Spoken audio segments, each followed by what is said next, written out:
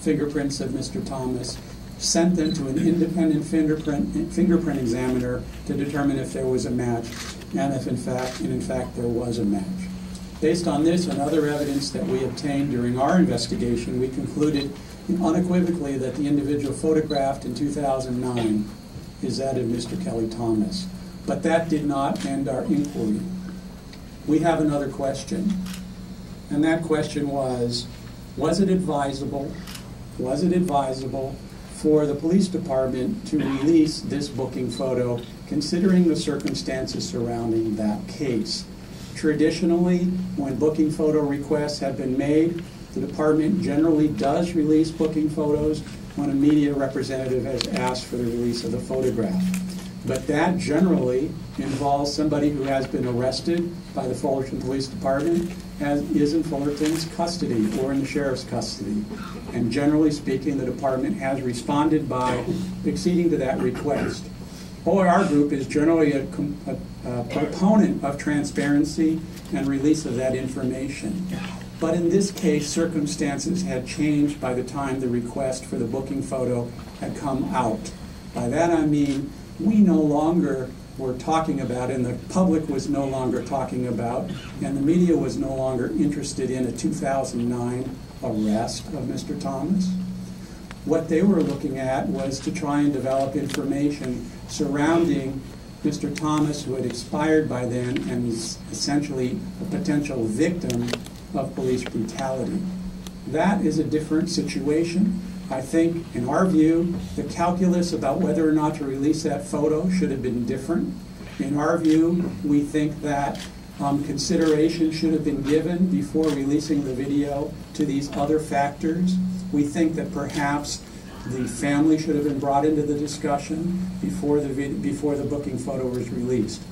All that being said, there is no current written policy at Fullerton regarding this issue. And one of our recommendations on a going forward basis is to develop policy in which the factors that I've talked about be thought about, be considered, and be incorporated into a written policy so that on a going forward basis there is more guidance provided to the department on this very important issue.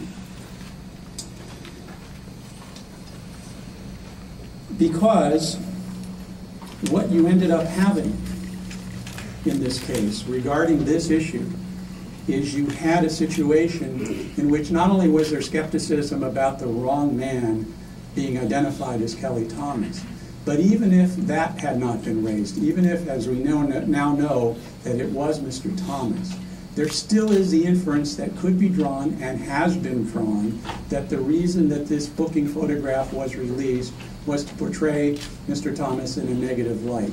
I have looked at hundreds and hundreds of booking photos, and I've yet to find one booking photo that places anybody in a flattering light. And for that reason, I think other considerations ought to go into this calculus on a going forward basis, and that's why we advocate the development of such policy. The final issue that I'm prepared to talk about this evening has to do with information about officer injuries. Shortly after the incident, the police department reported to the media that 2 of its officers had suffered possible broken bones as a result of the encounter. Some media outlets published this information to indicate that officers had in fact received broken bones. Later, the department informed some media outlets that in fact the officers had not apparently broken any bones. The correction caused some members of the public to question the veracity of the department and created a belief by some that the department intentionally tried to exaggerate the officers' injuries in an effort to create sympathy for them. Our group has reviewed some of the medical records, and in both cases, there is some documentation indicating possible fractures. That information ended up not bearing out, and while there was some other treatment that one of the officers had to undergo, apparently there were no actual fractures. And here really brings another issue to the forefront, and one I think is worthy of further deliberation and consideration by the police department and by city leaders. And that is the question of how much information to release after a high-profile incident and when. This issue has bedeviled law enforcement, not just the city of Fullerton, for a long time. There is clearly inherent tension between the public's legitimate interest in learning initial facts versus the potential that preliminary information gathered early in the process may not prove to be accurate. As in this case, while there are documents that indicate that treating physicians had not ruled out possible fractures to the officer at the time this information was disclosed, the eventual diagnosis was apparently there were no broken bones. In our view, it would have been advisable in this case to do one of two things. Either delay the release of information about this issue in diagnoses were more definitive, or to expressly make clear to the public that the information was extremely tentative and subject to further assessment by doctors. A side issue, but important issue, is sort of the intimation, although this wasn't stated, but the intimation and inference that somehow these injuries to the officers were caused by Mr. Thomas. And it should be made clear that OR Group is not indicating that the injuries suffered were at the hands of Mr. Thomas. Rather, the injuries were obtained during the force incident with Mr. Thomas and may have been suffered while the application of force by officers was being committed. In any event, secondly, once it was learned that subsequent medical information had failed with certainty to detect the existence of broken bones, in our view, the department would have been better served to produce a clarifying public statement about the new facts. OIR Group recommends that the controversy surrounding this issue be used by the department and the city as a stark reminder of the need to, 1, get the information right, 2, if there is a felt need to produce information immediately, expressly alert the public about the tentative nature of the information, and finally, if it turns out that the initial information is inaccurate, to disseminate corrections or clarifications quickly and broadly.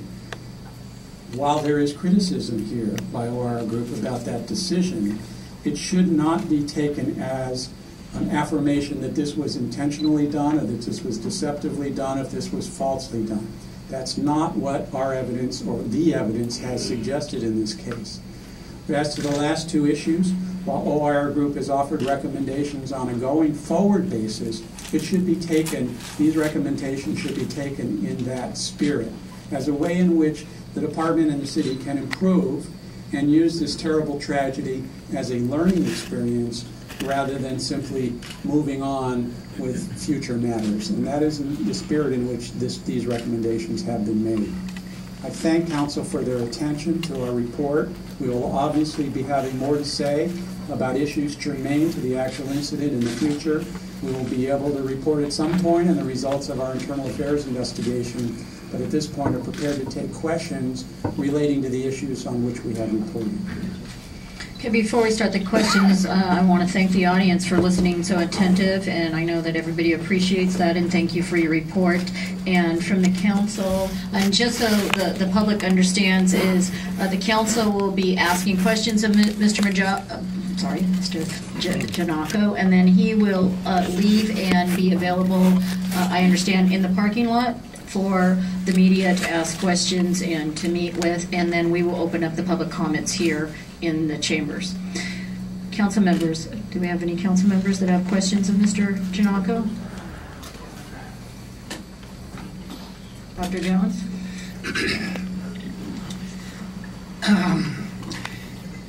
I think you mentioned that in very inflammatory incidents of great concern, the media asked for booking photos.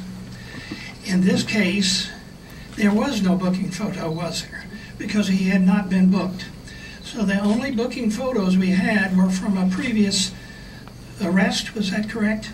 Yes. Now, so that was in 2009. Yes. Do you know if there was more than one booking photo taken in 2009, or was it the only photo that was released to the public? There was another photo taken that same night by Orange County Sheriff's Department, because eventually Mr. Thomas was transferred to the Orange County Sheriff's Department, and there is that photo. There are other photos, but Fullerton's only photo was the one that I'm describing. So the one that was released by the Fullerton Department was the only one they had, but later another photo was given of the 2009 arrest by the Sheriff's Department. Is that correct? I'm not sure if that was disseminated by Fullerton. I have reviewed that photograph. I see. But theoretically, it wouldn't necessarily be in the Fullerton's hands. Is that right? It would be in the sheriff's department's possession. That's a sheriff's department booking photo, and I'm focusing our report on the release of the photo. I understand. Thank you. Thank you. Bruce? Yes, Mr. Gennaco, question that I had was involving the call, the data that was received on the call. Was that observation by the lady who made the call, was that confirmed by any other witness? Were there any other parties who observed the same thing? In your investigation, did you uncover whether anyone corroborated that? There has been some corroboration during the DA interviews of the numerous eyewitnesses of some of that, but I think that she may have been the first person, she was, as far as I know, the only person to formally alert the Fullerton Police Department of her observations. I'm referring specifically to looking in cars and pulling door handles. There was corroboration on that? Not particularly with regard to that. I'd have to go back and look at, research all of the witness statements. There were 200 or so that were taken. But this was contemporaneous with her call. She was observing this information at the time she was making the call. A second question involving the dispatch on this is that there were many efforts made to request public information regarding that call. All those were denied. There was no apparent existence of such a call in the logs at the department. What did you find as regards to that? What I found is that if the Public Records Act request was for a 911 call, this was not a 911 call. This was a request for service in which the caller called dispatch directly. So because of the way in which it was asked, the information may not have been produced. And if the request had been possible burglary or car burglary investigation, I'm not sure that the call would have been cataloged under that. But the frank matter is that we have obtained and have reviewed the actual call for service, and it's tape recorded, and it's there, and we've talked to her, and she corroborates what she said on the call. How was the call cataloged? What was the identifier on that call? I'm not sure exactly how it was cataloged, but I can get back to counsel with regard. One other concern that I had involving the contents of the backpack, one of the concerns that I made public was that the report that I received was that items were found in the backpack, including mail that appeared to be taken from mailboxes up and down the street. What I've heard expressed here is that it was mail from a single source. Was that mail opened, crumpled, otherwise processed, or was it unopened mail? The mail was opened. And then the first that I've heard in this report of the contents, the other contents, a passport, and what else did you say was part of that? Employee identification. Was there an attempt made to contact that person? Absolutely. That person was contacted, verified how he had misplaced his backpack, and that information comes from that individual. He later identified his backpack and the contents. Did he refer to that as being lost or stolen? He said he'd left it behind. He said he'd left it behind.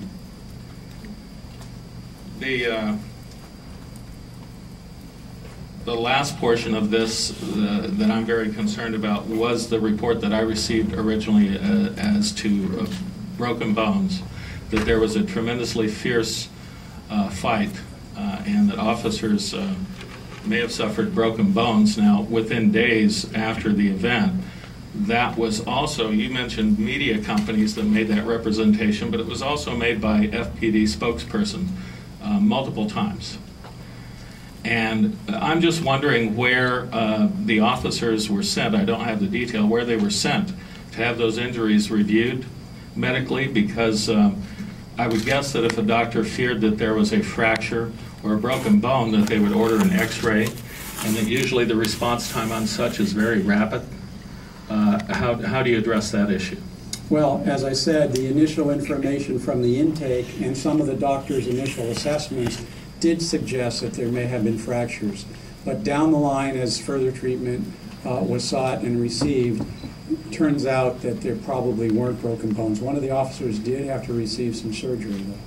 So the timeline on this is a problem for me because this information was relayed to me the next morning, and it would be a matter of an hour